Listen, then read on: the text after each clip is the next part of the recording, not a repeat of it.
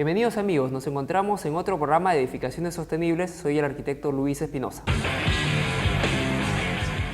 El día de hoy hablaremos sobre los estudios de impacto ambiental y las certificaciones ambientales de los proyectos. Para ello nos acompañan dos representantes del Ministerio del Ambiente, de la Dirección General de Políticas, Normas e Instrumentos de Gestión Ambiental. Ellos nos despejarán las dudas en las cuales normalmente nos encontramos los arquitectos cuando en un acta de revisión de los mismos vemos de que nos solicitan un estudio de impacto ambiental o simplemente nos dicen presentar la certificación ambiental, ¿no?, aprobada. Entonces, para ello vamos a dar la bienvenida a la abogada Natalia Kawi y a Raúl Ravelo. Ambos son de la Dirección General de Políticas, Normas e Instrumentos de Gestión Ambiental. Es un poco largo el término, pero es el que define exactamente el área del cual ellos vienen. En el caso de Natalia es la asistente de esta área y Raúl Ravelo es el coordinador del Sistema de Evaluación del Impacto Ambiental. Bienvenidos, muchas gracias por venir. Gracias. La primera pregunta que necesitamos despejar es ¿qué es realmente un estudio de impacto ambiental? ¿Es lo mismo hablar de certificaciones ambientales, estudio de impacto ambiental? No sé, a ver. Bueno, ante todo, muy buenas tardes. Muchísimas gracias por la invitación. Y sí, es muy importante nuestra presencia para poder justamente absorber algunas dudas que se presentan en función a todas las consultas que nos hacen. Y la idea es poder orientarles justamente a todos los titulares de proyectos para poder tener una mejora en la gestión propiamente del proyecto. En cuanto a la pregunta, el estudio de impacto ambiental es un instrumento de gestión que nos sirve para prevenir posibles alteraciones o riesgos que se pueden presentar debido a un proyecto de inversión o a una actividad en sí. Pero no es lo mismo hablar del estudio de impacto ambiental como con la certificación ambiental. La certificación ambiental es el documento o la resolución que aprueba el instrumento ambiental, el estudio ambiental. Ahora, la certificación ambiental, ese documento es producto de un proceso de evaluación, de revisión justamente si es que el estudio de impacto ambiental contiene todos los planes y características que son necesarias justamente para la prevención de posibles riesgos ambientales. Te puedo señalar también que un estudio ambiental pues tiene diferentes categorías. No todos los estudios ambientales tienen, digamos, las mismas características. Existen la declaración de impacto ambiental que está orientado para proyectos que se prevé un impacto leve y así también tenemos el estudio de impacto ambiental semidetallado para impactos que se pueda prever que son moderados y los estudios de impacto ambiental detallados para proyectos ya de mayor envergadura cuyos efectos sí pueden ser, digamos, de un nivel mayor. Ya. Ahora, la segunda pregunta que creo que tenemos que tocar es ¿cómo es la normativa legal en el Perú respecto a los estudios de impacto ambiental o las evaluaciones ambientales, ¿no? No sé si de repente Natalia nos puede responder esta. Claro, tenemos primero la Ley General del Ambiente, que es la norma macro, que señala que los proyectos de inversión que puedan generar impactos ambientales negativos significativos requieren de un instrumento de gestión ambiental. Entonces, es ahí que parte después la ley del Sistema Nacional de Evaluación de Impacto Ambiental y su reglamento, que viene posterior, en el cual tienen la finalidad de más o menos hacer una sistematización de todas las ideas que se habían recogido previamente sobre la evaluación ambiental, ¿no? Y en dicho reglamento se establecen también, como mencionó hace un momento Raúl, cuáles son las diferentes categorías que existen en las evaluaciones ambientales, ¿no? Tanto el DIA, el EIA semidetallado y el detallado, y cuáles son los criterios de protección ambiental con los cuales se determina el nivel de impacto que puede generar un proyecto, ¿no? Como consecuencia de este reglamento se generó este listado, el listado de inclusión de los proyectos de inversión que definitivamente requieren de una certificación ambiental, ¿no? De una evaluación de impacto ambiental. Y este reglamento es muy importante porque también guía a los administrados a saber cuál es la autoridad competente encargada de evaluar estos proyectos. Entonces, más o menos esa es el marco legal, ¿no?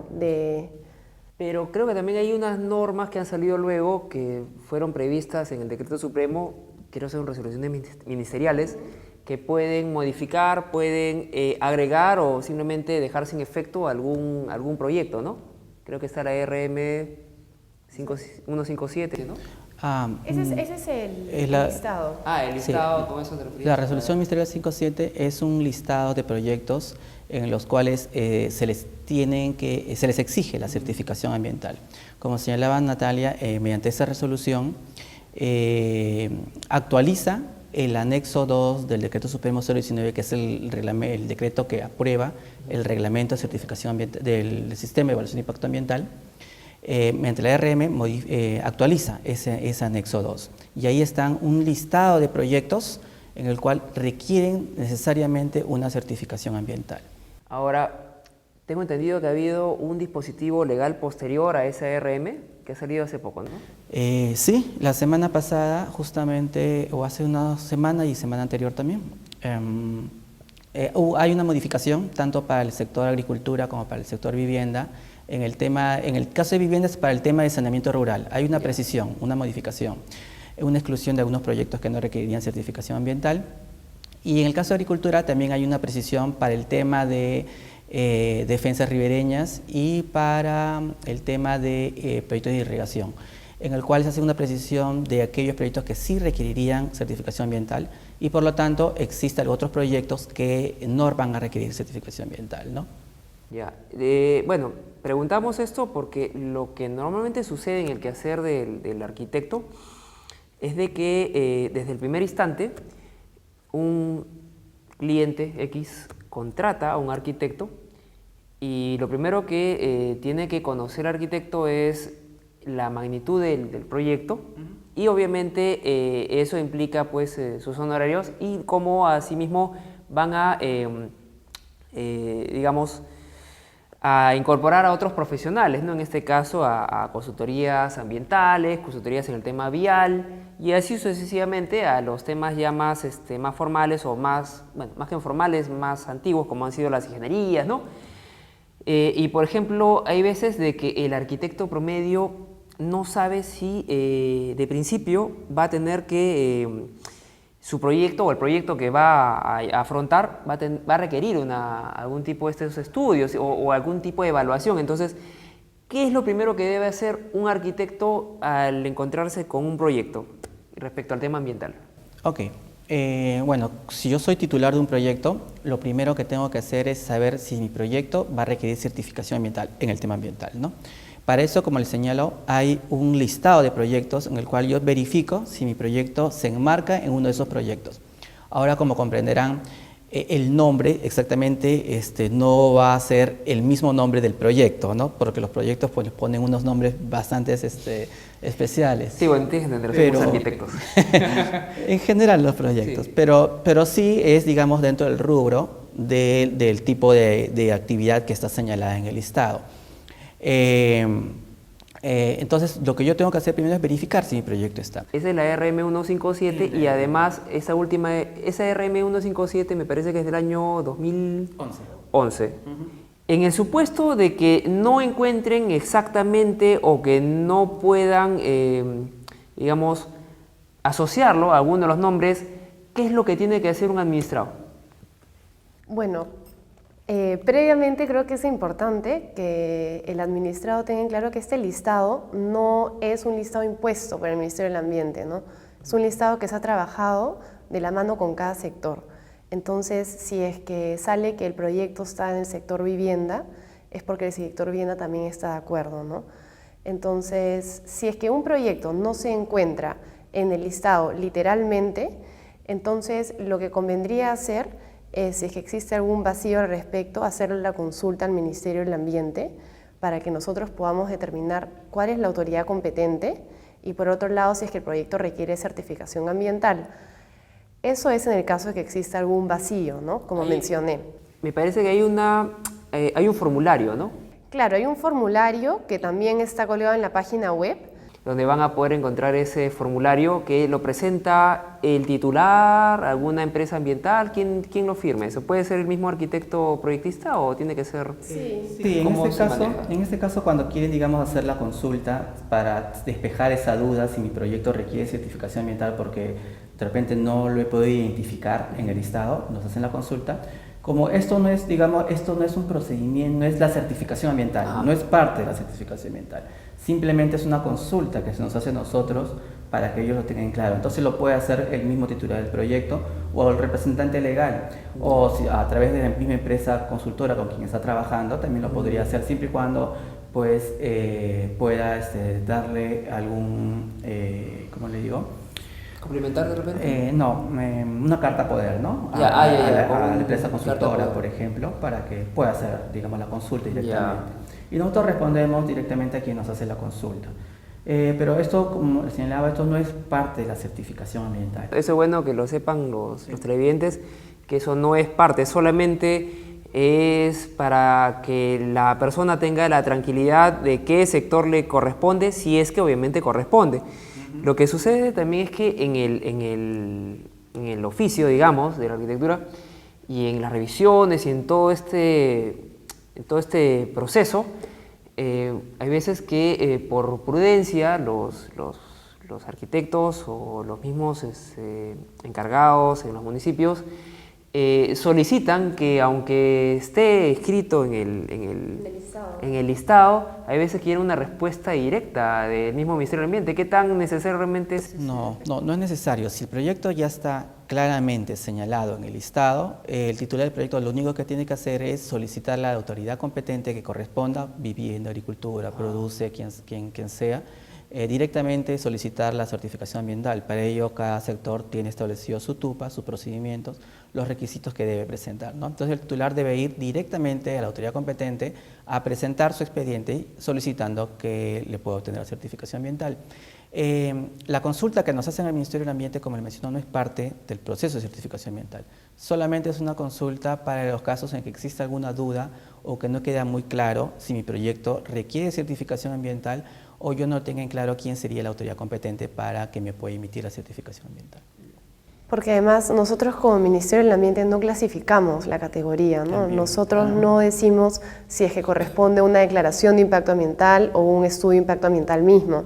Entonces, muchas veces el administrado tiende a pensar que consultar la MINAM es parte del proceso, ¿no?, de la certificación ambiental, y si no cuentan con una respuesta por parte de nosotros, entonces la autoridad competente no va a aceptar, ¿no?, el proceso, pero eso es falso, ¿no? Claro, ahora también hay un término que también he visto en el momento en la actividad proyectual, es de que cuando hay dos sectores, o sea, hay, digamos, una habilitación urbana que tiene pues un componente industrial y un componente de repente de vivienda, ¿no?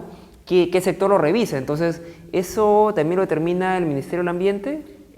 Bueno, todavía no hemos tenido un caso de ese tipo, pero si existiera, claro, eso justamente son las dudas que te digo que no puede estar en un listado porque es algo muy específico. Sino que debieran ser realmente vinculadas. Lo que pasa es que quizás en la actualidad se ha abusado un poco de esta forma por el hecho de que muchas comisiones, probablemente por un tema de, digamos, de cuidado, de protección o de intento de hacer las cosas de la mejor manera, han pensado que lo mejor era que el Ministerio del Ambiente se pronuncie cuando, si está estipulado adecuadamente aquí lo están viendo, en la ley. Este es un documento que nos han traído los representantes del Ministerio del Ambiente, ya dentro de poco lo van a actualizar. Sin embargo, aquí hay parte de lo que van a encontrar en la página web, exactamente en el aspecto normativo.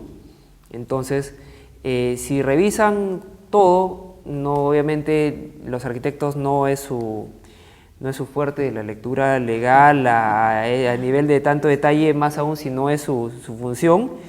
Bueno, si todos leemos de alguna manera, pero de alguna, ¿cómo decirlo? Pues como es algo muy especializado, probablemente se sientan ajenos. Sin embargo, es necesario de que vean y conozcan estos procedimientos para que no tengan inconvenientes en el momento de afrontar un proyecto. Imagínate, obviar un costo ante un cliente podría ser considerado como una negligencia, ¿no? Entonces, eso es un punto delicado normalmente que tienen los proyectistas. Otro punto también respecto al Ministerio de Vivienda es que ellos también asumen, me parece a través de la Dirección Nacional de Construcción, asumen el tema de la cartera de lo que es colegios, de lo que es también penales, de lo que es cárceles, ¿no? Sí, sucede, me complementa Natalia, sucede que como señalaba hace un momento Natalia, el listado es organizado con la participación de todos los ministerios. Cada ministerio nos remite cuáles son los proyectos que requieren certificación ambiental. Entonces, nosotros, en base a toda esa información, es que se publicó el listado en el año 2011, que, bueno, ha tenido algunas modificaciones y va a tener más posteriormente otra posterior actualización, ¿no? Entonces, sucede que algunos ministerios, como por ejemplo Educación, no tiene justicia, por ejemplo, otro más. Bueno, hay otros más. Sí, hay otros más, pero ahorita son los inmediatos, porque lo que pasa es que ya ha pasado un par de colegas que no tenían, pues, les solicitaron, bueno, un estudio o algo, una evaluación ambiental para colegio, y bueno, fue el Ministerio de Educación, le dijeron que ellos no veían, entonces luego encontró con que la Dirección Nacional de Construcción, que imagino vender una buena cantidad de pool para que asuman todo el tema de los dos sectores, ¿no? Sí, ese es un punto. Entonces, ahí justamente como no todos los ministerios tienen una unidad ambiental que se encargue de ver el proceso de certificación ambiental, se concordó que tenía que algún ministerio encargarse de esos aquellos proyectos. Yeah. Y en coordinación justamente con Vivienda, pues se señaló que se encargarían provisionalmente el Ministerio de Vivienda a través de Dirección de Construcción aquellos proyectos que en este momento, digamos, otros ministerios no tengan una unidad ambiental. En el caso, por ejemplo, de colegios o servicios, digamos, infraestructura de servicios públicos de justicia, por decir, ¿no? Claro. Penales, estadios, cosas de ese tipo. Universidades también. Universidades. Que aunque probablemente, claro, por el nombre serían más cercanos al Ministerio de Educación, sino que el Ministerio de Educación, como lo que normalmente actúa es hasta la educación superior tecnológica, propiamente como que eso quedaba también en el aire, ¿no? Claro, pero estamos en coordinaciones con el Ministerio, digamos, de Educación, porque nos han solicitado información del procedimiento para que ellos también puedan tener más adelante una unidad ambiental y así sean ellos mismos quienes se encarguen de evaluar esos proyectos que son de su competencia, ¿no? Claro. Y no recargarlo todos los proyectos en un solo, digamos, ministerio. Además, otra cosa creo que interesante es que nosotros evaluamos cuál es la autoridad competente en función del principio de indivisibilidad, ¿no? Y es que la autoridad competente se determina de acuerdo a la finalidad que tiene cada proyecto, ¿no? Muchas veces el administrado se confunde y piensa, voy a construir algo, y porque dice que es una construcción, piensa que es, claro, el Ministerio de Construcción y Vivienda, claro, ¿no? de Vivienda, Construcción y Saneamiento, pero en realidad podría ser una construcción para un proyecto minero o para un tema industria. Normalmente les comento lo que pasa en el quehacer arquitectónico es de que son ampliaciones a plantas industriales y a veces no tienen el tino de saber qué es Comproduce y a veces produce también para el tema de cuando los arquitectos vemos normalmente proyectos de habilitación urbana y probablemente los proyectos de edificación. Entonces hay veces que se requiere recién proyecto de habilitación, pero sin embargo hay de repente unos puntos que todavía se tienen que ir limando porque si es el nivel de habilitación se requeriría teóricamente una certificación, un estudio, ¿no? Una evaluación. Entonces ahí es el punto donde de repente hasta qué punto, ¿no? Sí, se requiere. Me gustaría hacer una pequeña precisión. Como señala bien Natalia, nosotros cuando identificamos quién es la competencia, nosotros no otorgamos competencias, solamente identificamos en función a las normativas que ya tiene cada ministerio. En ese proceso nosotros identificamos como uno de los criterios es saber cuál es la finalidad que tiene el proyecto. Entonces, todo proyecto pues tiene una fase constructiva. Pero como señalaba muy bien Natalia, no todo porque es construcción debe ir a la parte de la dirección de construcción, claro. Sino, por ejemplo, pongo un ejemplo, yo tengo una planta industrial, pero quiero hacer un edificio para la parte administrativa, pero es parte del complejo industrial, es parte de la industria. Si yo lo veo por un tema netamente constructivo, diría, bueno, esto pues es de construcción, pero es que ese edificio es parte de toda la planta. Como señalaba muy bien Natalia, nosotros aplicamos el principio de indivisibilidad. No podemos separarlo, porque es un pabellón administrativo, a un ministerio distinto, sino es en función de cómo, digamos, está la actividad, en función a qué se genera, ¿no? Entonces, como es parte de la planta, del sistema productivo, pues es competencia, digamos, del Ministerio de Producción. O puede ser parte de un complejo minero también. Por ejemplo, el tema de esas viviendas que hacen para justamente poder albergar a todo el personal de mina. Claro.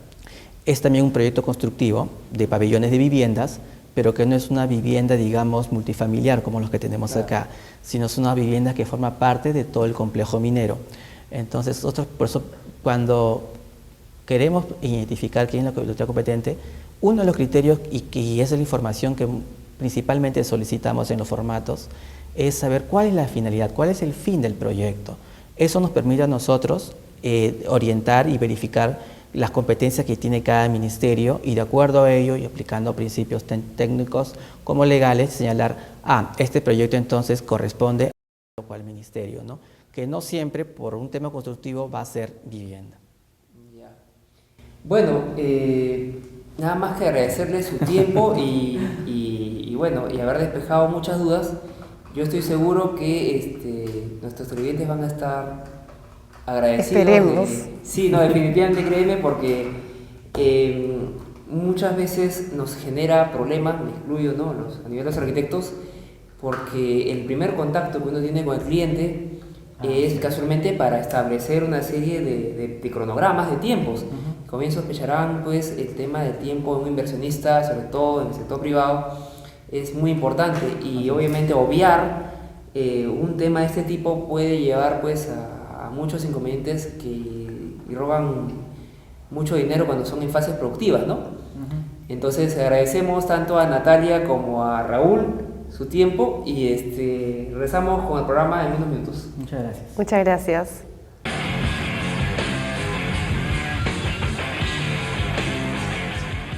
Bueno amigos, hemos llegado al final de este programa.